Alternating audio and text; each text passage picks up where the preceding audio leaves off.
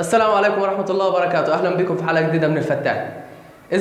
الزمن ده حاجة من الحاجات اللي بتعتمد عليها قيام أي دولة في العالم، وكل ما الاهتمام بالزمن ده بيزيد كل ما الدولة دي بتبقى متقدمة أكتر. طبعا الكلام ده ما ينطبقش على مصر خالص، لأننا أحسن ناس ما تهتمش بالمواعيد. الخمس دقايق عندنا بيوم، تكلم صاحبك في التليفون تقول له أنا نازل لك 5 دقايق، تروح تنزل له بعد نص ساعة. المهم، في سؤال احنا بنسأله لنفسنا على طول: هو الزمن بيطول ولا بيقصر؟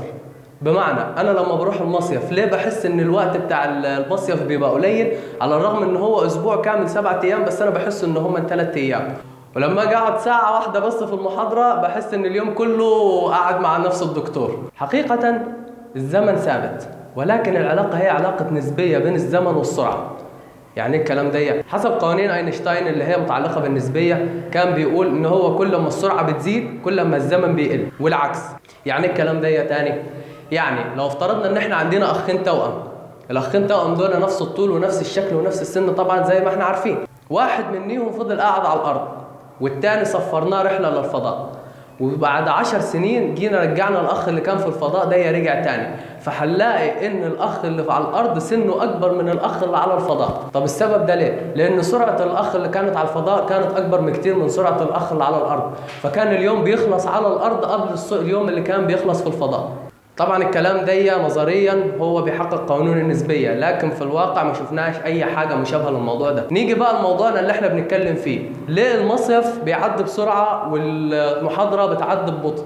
سبب ان المصيف بيعدي بسرعه ان جسمك اصلا بيبقى في حاله استرخاء تام، مفيش اي ضغط عليه، فانت بالنسبه لك انت في حاله راحه تامه وحاله زقططه على الاخر. نيجي بقى للمحاضره. في المحاضره انت الدكتور عندك بيشرح بسرعه كبيره، فانت عشان خاطر تمشي وتواكب نفس سرعه الدكتور في الشرح انت محتاج ان انت برضه تخلي مخك يشتغل بنفس السرعه، فجسمك وعقلك كل ده بيبقى في حاله عدم راحه وحاله ارتباك، بيوصل بعد كده لحاله الملل. فانت احساسك بيجي لك من جوه ان الدكتور طول معاه في الوقت، وبيخليك انت قاعد معاه تحس ان الساعتين اللي هم بيديهم لك دول كانهم 4 ساعات و5 ساعات، لان الدكتور ممكن يكون تخطى الحاجز اللي هو كان المفروض يشرح فيه في المحاضره الواحده وعدى ممكن يكون مرحله بتاعت اسبوع تاني او اسبوع ثالث. ليه ساعات بتحس ان الترم بيعدي معاك بسرعه، وليه تحس ان الترم بيعدي معاك بالراحه؟